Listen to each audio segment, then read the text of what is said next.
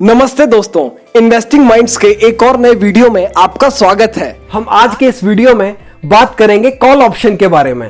तो आइए call option को समझते हैं एक रियल लाइफ एग्जांपल के थ्रू। मान लीजिए अरोड़ा जी के पास एक घर है जिसकी अभी मार्केट में वैल्यू 10 लाख है। वहीं पर गुप्ता जी को पता चलता है कि आने वाले 3 महीनों में उस घर की कीमत 15 लाख रुपए हो जाएगी, क्योंकि जिस एरिया में वो घर आता है अभी वो एक गांव है, लेकिन गवर्नमेंट अब उस एरिया को एक प्लान्ड सिटी बनाने वाली है जिससे उसकी वैल्यू बढ़ जाएगी। गुप्ता जी उस जगह को खरीदना तो चाहते हैं, लेकिन उन्हें डर है कि यदि प्लान्ड सिटी वाली बात झूठी निकली तो उसका प्राइस ऊपर जाने की बजाय नीचे चला जाएगा। लेकिन गुप्ता जी यहाँ पर एक डील अरोड़ा जी को देते हैं जिन्हें आप ध्यान से समझना। गुप्ता जी कहते हैं कि इस घर की अभी कीमत 10 लाख रुपए है, लेकिन मैं आपसे ये घर अभी नहीं बल्कि आज से ठीक 3 महीने बाद खरीदूंगा। ये लो 1 लाख रुपए एज ए प्रीमियम अमाउंट, जिसे मैं आपसे कभी भी वापस नहीं मांगूंगा। लेकिन इस अमाउंट के बदले मैं आपसे 2 चीजें चाहता हूं। फर्स्ट, कि आने वाले 3 मंथ्स के बाद मैं चाहूं तो आपसे ये घर खरीद भी सकता हूं और नहीं भी। और सेकंड, उस वक्त मार्केट में कुछ भी प्राइस चल रहा हो, आप मुझे ये घर 10 लाख में ही दोगे। अरोड़ा जी इस बात को मान जाते हैं क्योंकि उन्हें प्लान्ड सिटी वाली बात झूठी लगती है और वो ये मानते हैं कि आने वाले 3 महीनों में इस घर की कीमत 10 लाख ही रहेगी या उससे नीचे रहेगी। अब आने वाले 3 महीनों में इन 3 सिनेरियोस में से कोई भी एक हो सकता है।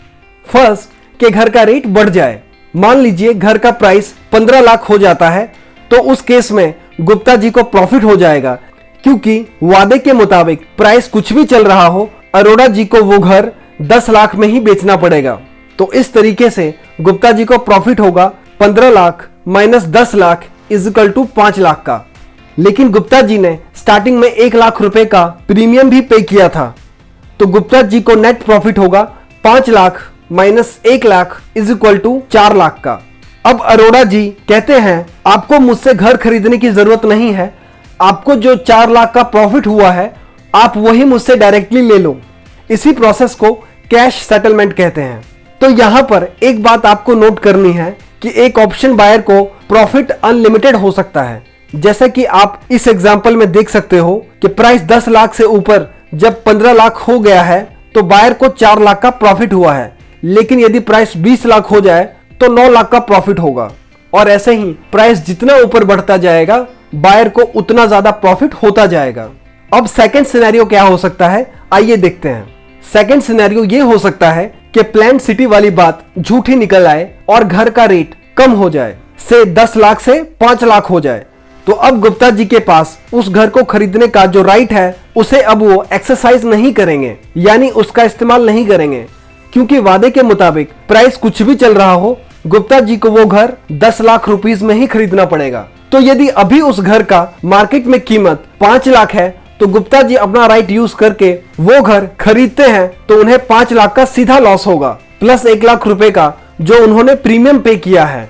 तो यदि आप दोनों को जोड़ देते हैं तो टोटल 6 लाख का लॉस होगा।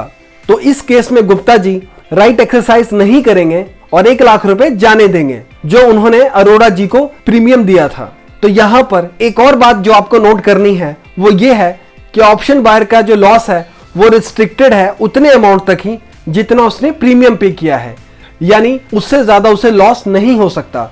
उसका लॉस लिमिटेड है लेकिन उसका प्रॉफिट अनलिमिटेड है, क्योंकि घर का प्राइस 10 लाख से कितना भी ऊपर जा सकता है। वहीं पर ऑप्शन सेलर को मैक्सिमम प्रॉफिट उतना ही मिलेगा जितना कि उसको प्रीमियम मिला है, लेकिन लॉस पोटेंशियली अनलिमिटेड हो सकता है, क्योंकि जितना भी प्राइस 10 लाख से ऊपर जाएगा वो डिफरेंस सेलर को बायर को देना पड़ेगा। थर्ड सिनेरियो हो सकता है कि उस घर का प्राइस सेम ही रहे, यानी 10 लाख ही रहे। उस केस में भी गुप्ता जी को लॉस होगा, क्योंकि अभी भले से प्राइस 10 लाख ही है, लेकिन गुप्ता जी ने 1 लाख रुपए का प्रीमियम भी तो पे किया है। तो इस केस में भी गुप्ता जी अपने राइट को इस्तेमाल नहीं करेंगे, क्योंकि गुप्ता जी ने 1 लाख रुपए प्रीमियम देकर ऑप्शन को बाय किया था प्रॉफिट अर्न करने के लिए, लेकिन 10 लाख में घर खरीद कर 10 लाख में ही बेचने पर गुप्ता जी को कोई प्रॉफिट नहीं होगा, तो वो अपना राइट इस्तेमाल नहीं करेंगे। आई होप आपको कॉल ऑप्शन का रियल लाइफ एग्जांपल समझ में आ गया होगा। यदि आपका आंसर यस है तो आपको अब ऑप्शंस को समझने से कोई नहीं रोक सकता। हमारे अगले वीडियो में हम कॉल ऑप्शन को एक रियल कॉन्ट्रैक्ट की हेल्प से समझेंगे।